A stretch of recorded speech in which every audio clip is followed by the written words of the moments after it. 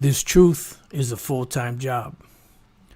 I'd like to start off by saying Barakatah Yahweh, Bahashem Yahushai, Bahashem Rachak Kodash. Welcome to another live lesson.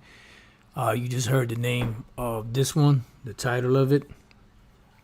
And pretty much this lesson is inspired by something I was thinking about earlier today.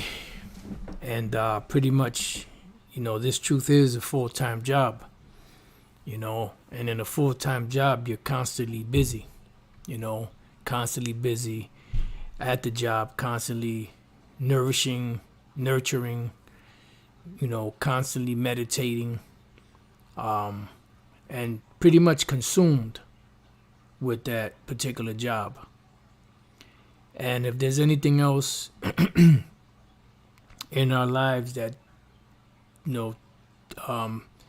we spend more time, into, and if we are men of the Lord, if we are the prophets, the Lord is going to make a way for this to be our first priority. And that's pretty much what it is. And that's how you have to look at the truth, at this truth as a full-time job and something that constantly needs to be watched over. Like when you're cooking something and you have to keep casting an eye on it, make sure it doesn't burn, make sure the seasonings are correct, make sure it's cooking correctly. Well, that's how this truth is. You got to constantly pay attention to it. You got to constantly keep an eye on it. You got to constantly nourish and build it up and keep working at it and working through it. Now, what you're looking at right now is the word pragmatic. Now, the word pragmatic comes from 1610, meddlesome, impertinently busy. So as you're constantly busy, you're, no matter what, you're always, thinking about this truth, always meditating on this truth, looking for the next lesson, and just your whole world is centered around this truth. It's just like Jake that has a beautiful car that he's all into. He's constantly wiping it and cleaning it, and wiping it down and buffing it and washing it and putting, your Armor All or whatever on the tires and constantly changing the oil and giving very careful care to that car because he's into that car. He's invested into that car. And that's pretty much the way we have to be with the truth. It says short for earlier pragmatical, or else from French pragmatique, from Latin pragmaticos, skilled in business or law, from Greek pragmatikos, fit for business, active, business-like, systematic. From pragma, genitive pragmatos, a deed, act, that which has been done, a thing, matter, affair. So pretty much, it's work. All right. Now, this word in particular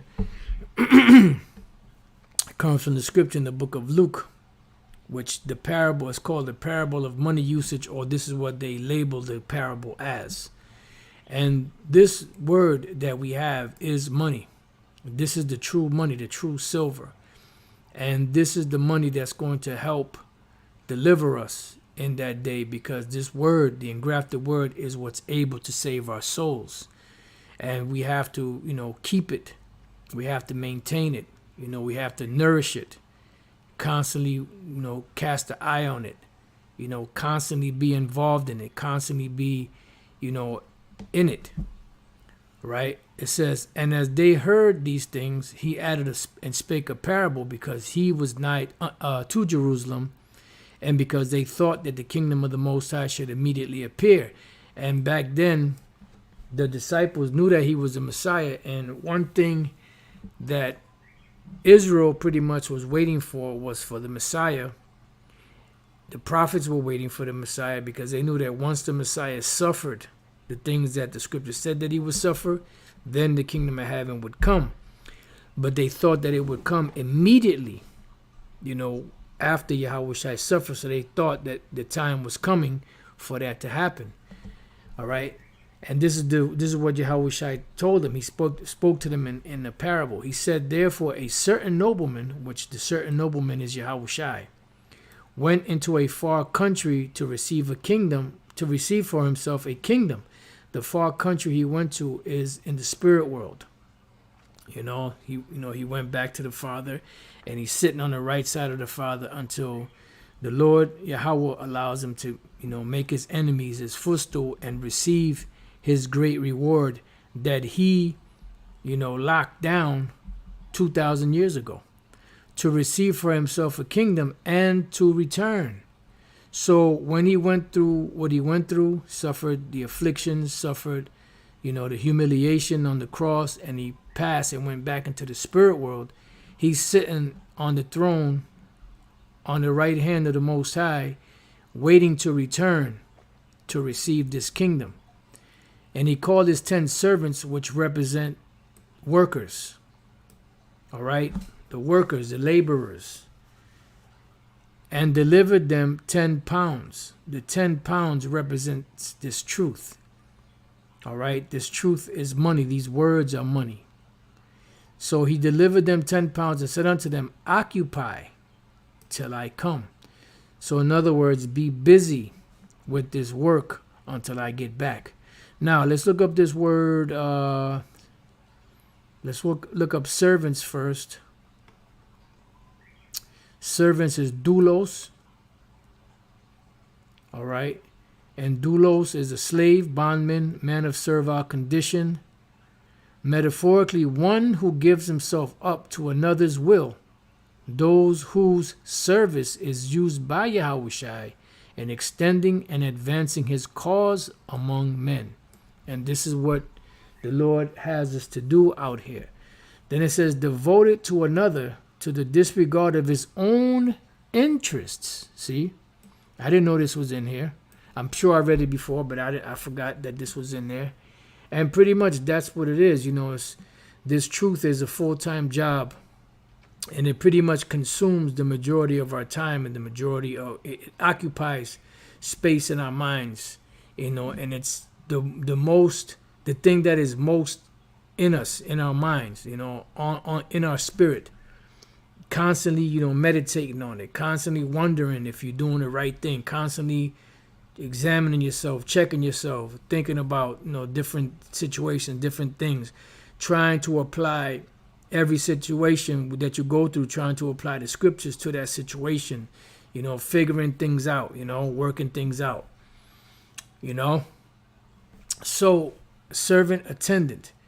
Now, when we go back, the main word here, the pounds, is dealing with the money. All right, the shekels of truth. That's a lesson right there. Occupy. The word for occupy is the word pragmatic. Omahi, right, which goes back to pragma, which we just read, that to be pragmatic means to be businesslike, occupied in business.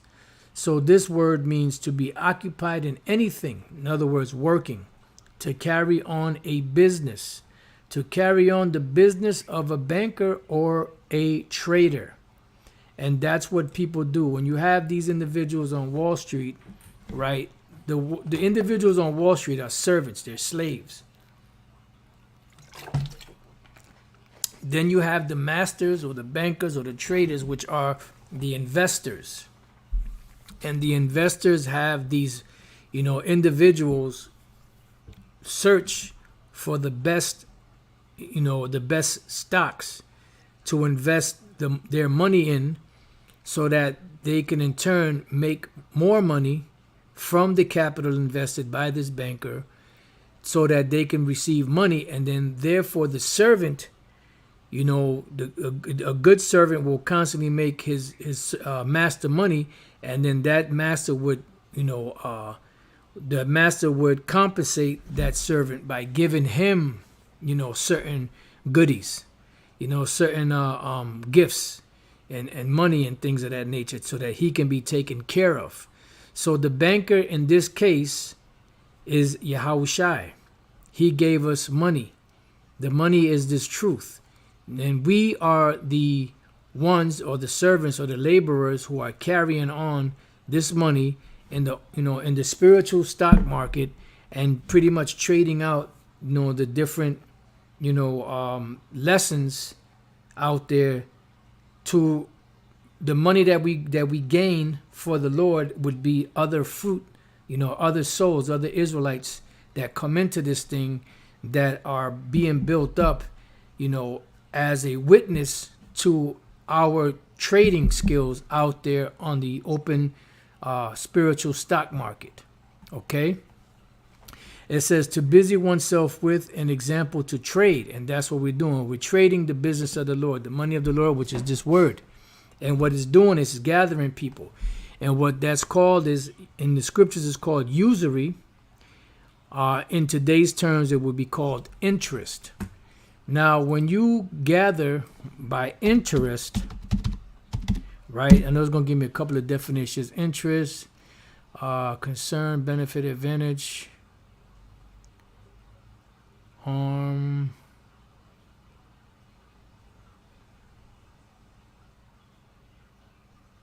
Okay, that's something else. Concern, sympathy, interest, listen, make a difference. You know what? Let me just do it this way. Because I know it's going to give me different, because the English language is just that bugged out.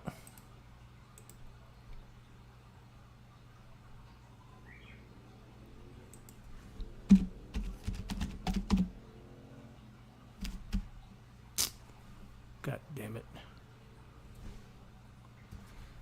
I don't know how to make this smaller now. Okay, there we go. Just bear with me 1 second.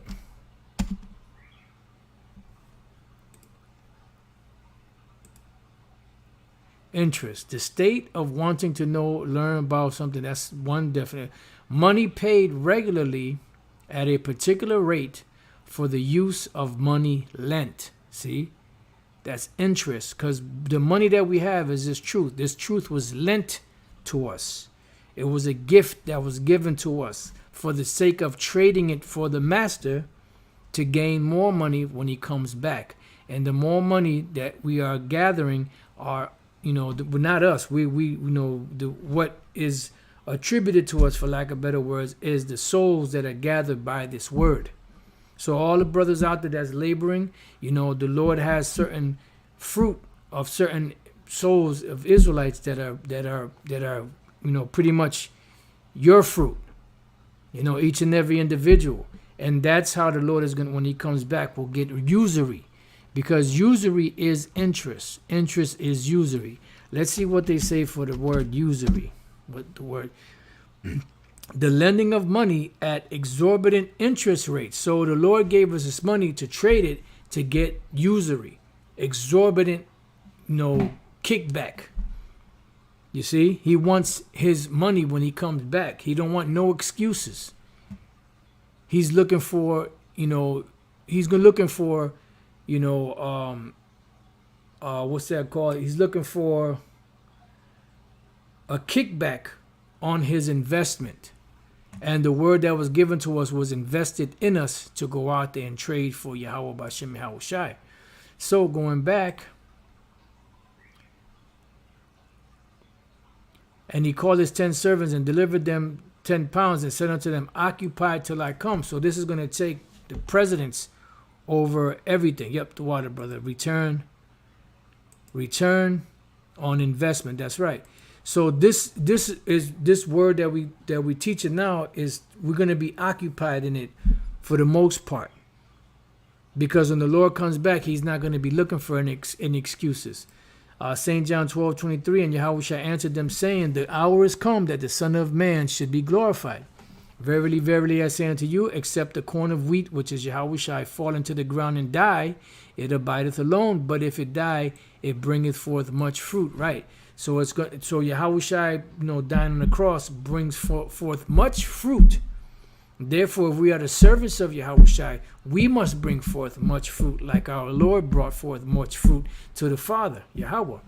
He that loveth his life shall lose it. See? So if you love your life, you're going to be occupied in things of your life. You're going to be occupied in things of this world. You're not going to have time for the work of the Lord.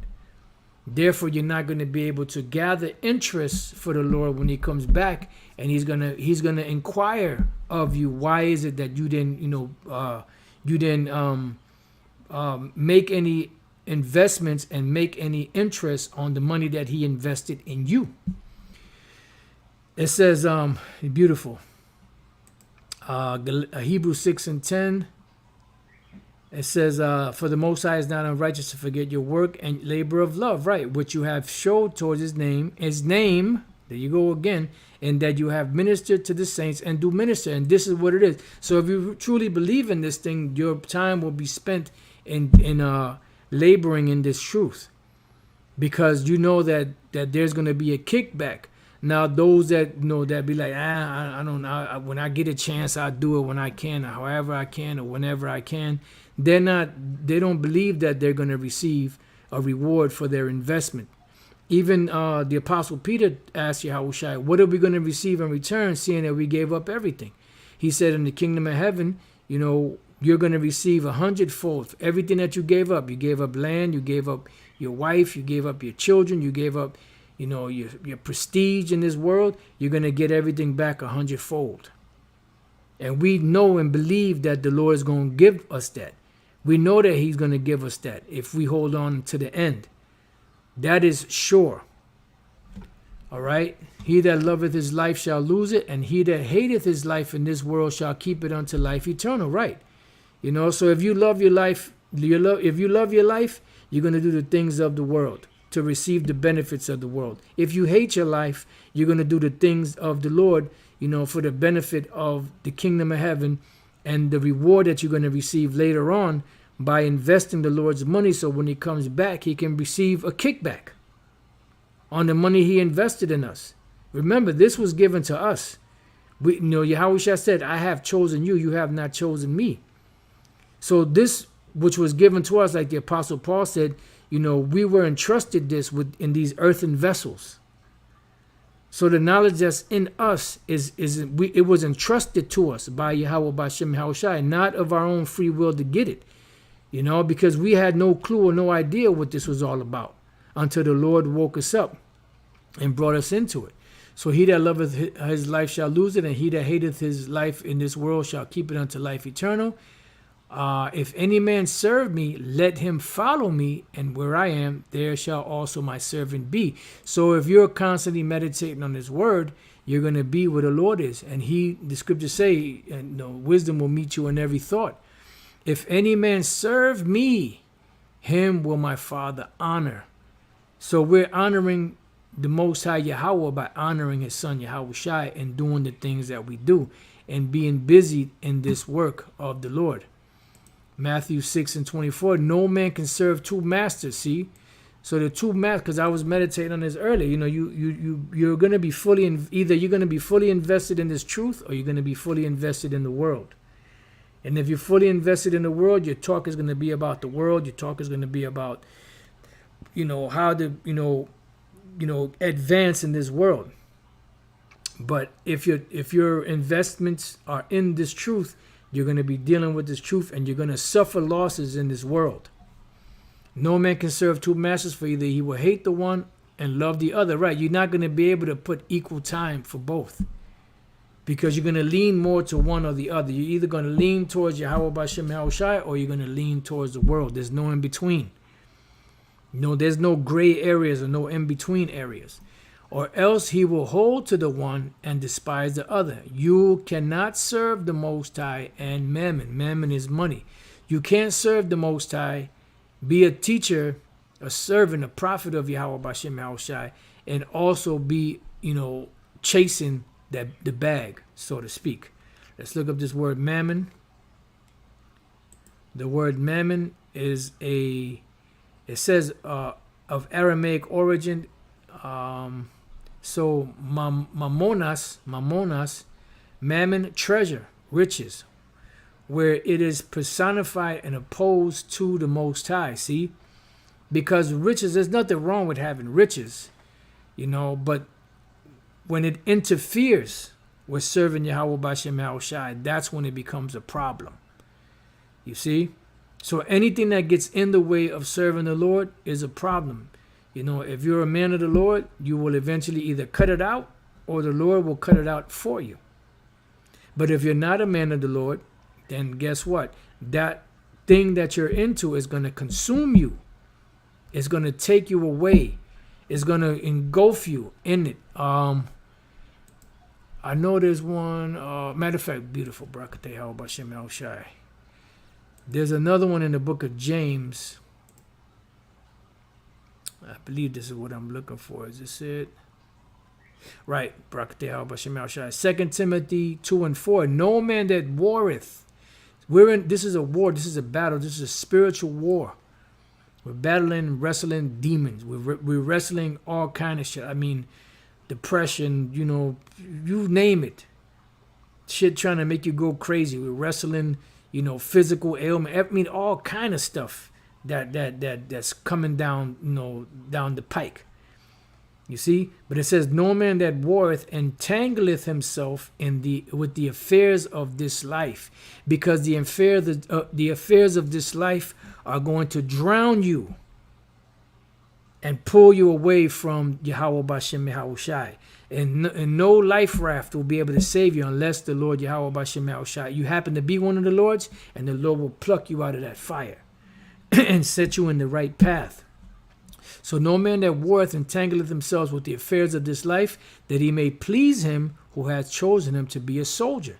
So your mind is going to be constantly meditating on this word, on this truth. Even when you're doing other things, you know, you're always going to reflect back on the word. And when you are leaning too much towards something else, you're going to feel bad about it. You're going to be like, I'm spending a little too much time with this. Let me, you know, get back to this. You know, let me watch a video, let me do some whatever, study, whatever. Looking into this, looking into that. So let's look up this word entangleth. And there's another one. Let me just hold on to this one.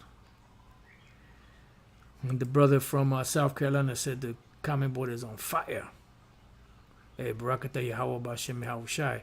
I mean, I can't even keep up, man. I'm gonna leave that to you brothers in the spirit.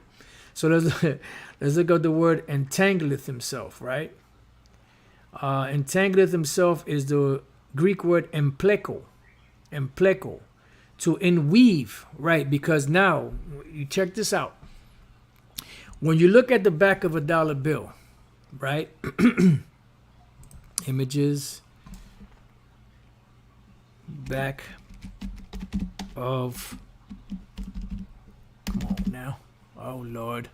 Here we go with all this bullshit. Back of... Okay. Let's try it this way. Back of dollar. Dollar bill. Check this out. When you look at this dollar bill, let's see if we can get a good picture.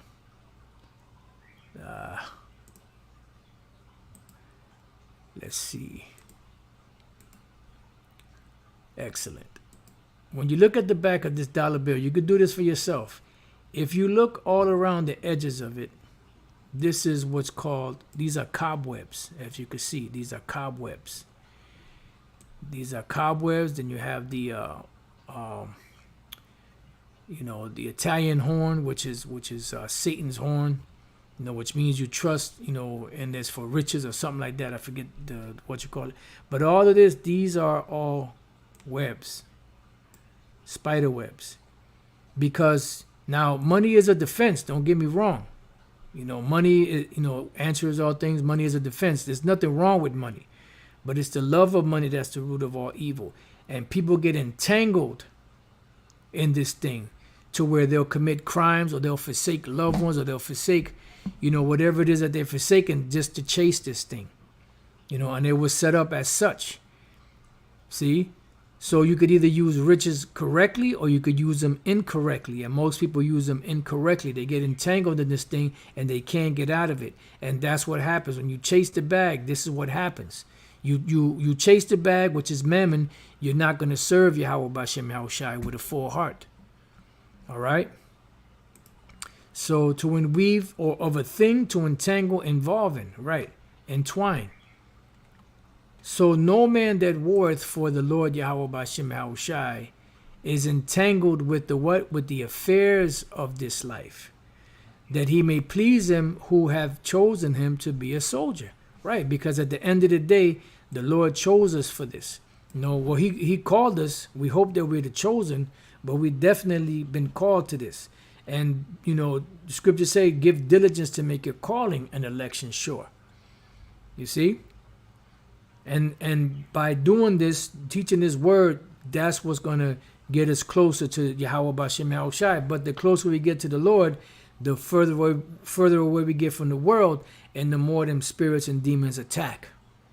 With every little thing, whether it's in a dream, whether it's a situation that happens, or, somebody does something to piss you off. I mean, just from the smallest things to the biggest things. The book of James 1:27, pure religion and undefiled before the Most High, or pure worship and undefiled before the Most High and the Father, is this: to visit the fatherless and widows in their affliction, which we do through this teaching. This gives comfort to brothers and sisters out there. And to keep himself what? Unspotted from the world, because the world will pull you into the vortex and keep you in that vortex and have you just marinated, and entangled and stuck. And you won't be able to do anything else but that. And when we look up this word unspotted from the world, because another brother put the scripture up in the book of 1 Corinthians 7:29, I believe it is, on down, probably I think it's like the 31st verse. It says, using the world, but not abusing it. Because we still have to be involved in this world. We still have to function.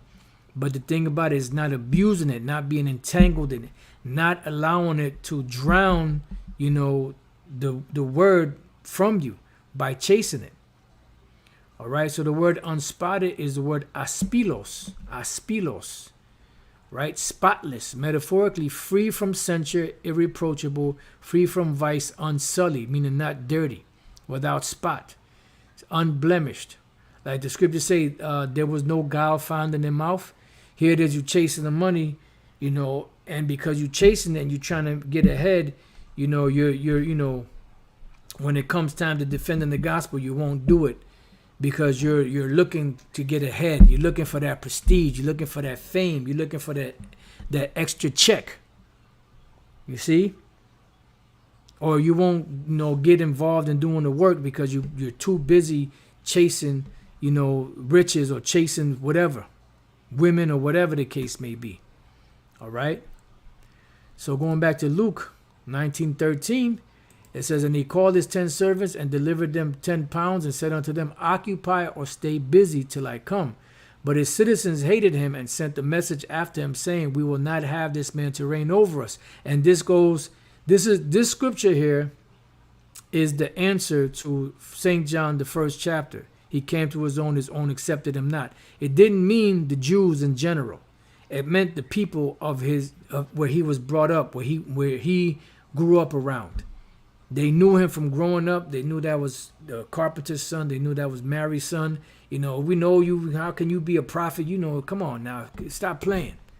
You see, that's what this means.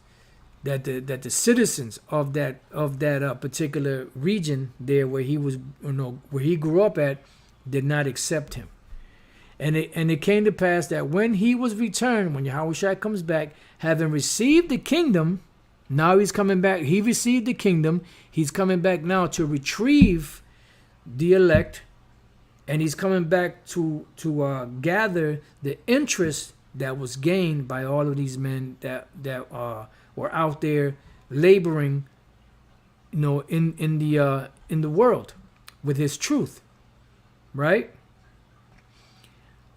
It says, then he commanded these servants to be called unto him, to whom he had given the money. Right, because he wants to know, what have you been doing with his money? That he might know how much every man had gained by trading. See, let's go to this word trading. This is why I say it's a spiritual stock exchange, because that's where trade goes on. You have different commodities. You have those investors that invest money, and they go and they pick the certain ones and put the money on it. And the ones that make the most money are the ones that are the most trusted. The word there is diapragmatuyomahi. That's a mouthful. I mean, I know I didn't pronounce it correctly. I'm not an expert in the Greek. Thoroughly, earnestly to undertake a business. To undertake a business for sake of gain. No one invests capital into a business that's going to lose. Everyone wants to invest capital into a business that's going to gain more money. That's the reason why they invested in the business in the first place. Yahushua invested in us. He wants his return when he gets back. He doesn't want loss. Then came the first, saying, Lord, thy pound hath gained 10 pounds. And he said unto him, Well, thou good servant, because thou hast been faithful in very little, have thou authority over 10 cities.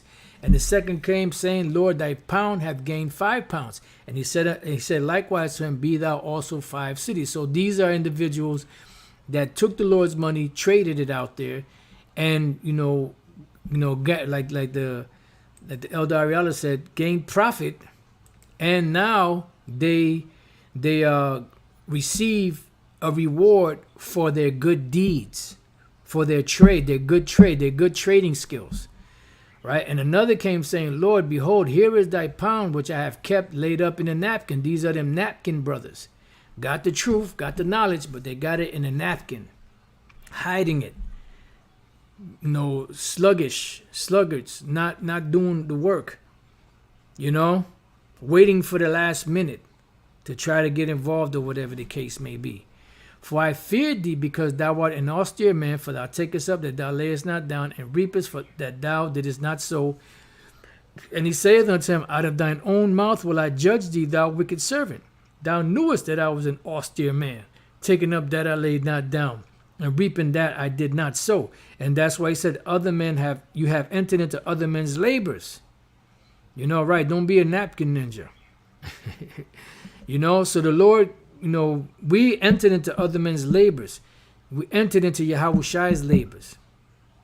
Right? So he wants to get kickback on the investment that he made, even though he didn't literally, he wasn't literally the one on the streets right now doing the teaching, even though indirectly he is through the Spirit.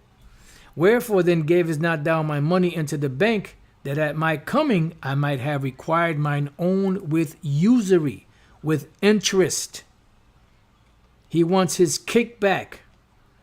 Usury is the word tokos, Greek word tokos, birth, the act of bringing forth, right?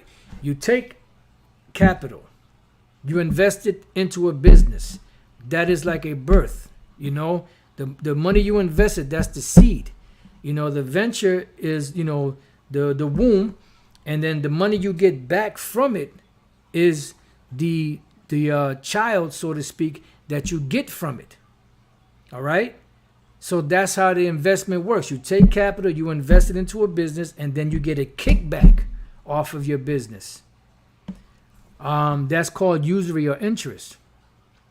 Which, interest is dealing with, when you invest money or you borrow money and somebody charges you a price on top of that. So when you pay back, if you borrow $5, they'll say, well, you got to pay me back 10. All right. Which that's wicked. But, spiritually, this is what it is. It says interest of money, usury, because it implies money, and as it were breeds. Right. Because you take the money, you invest it, and it breeds more money. You see? Like a birth. It breeds more money. That's why it's an offspring. The offspring is what? The interest you're receiving from the money you invested, which is this truth. Interest on money loaned as a produce. Usury. All right? So the Lord said, Wherefore then gavest not thou my money into the bank, that at my coming I might have required mine own with usury? Let's look up this word bank. Bank. The word is trapeza, a table, right? A table on which food is placed, an eating place, right? And even when you go to court, the judge sits on the bench. Bench goes back to Bankoff. Bankoff is bank. Bank is where the money is stored. All right, that's the table.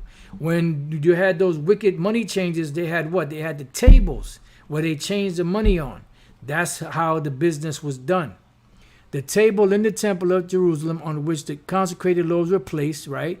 Equivalent to the food placed upon the table, to set a table, put food before one, a banquet feast, the table or stand of a money changer where he sits exchanging different kinds of money for a fee, agio, and paying back with interest loans or deposits. You see? So the Lord invested, he wants his kickback.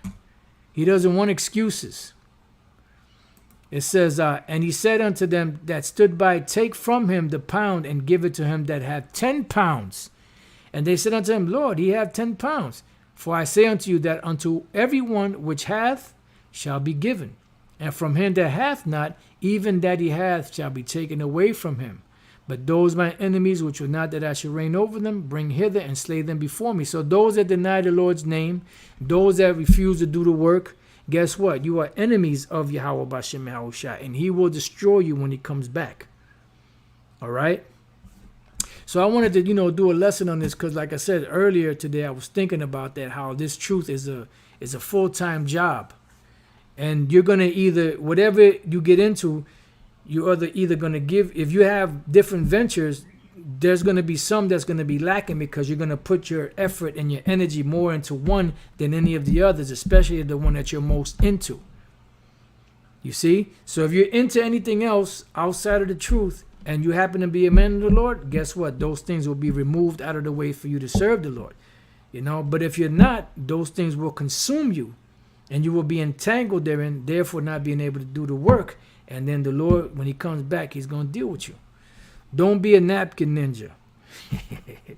So with that, I pray that you brothers and few sisters have been edified. To the next time I say shalom. The water for tuning in, the water for all them beautiful precepts you brothers put on. Like the brother from South Carolina said, this comment board was on fire. Wow. Hey, Barakatah Yahweh Bashem Yahushai. Shalom.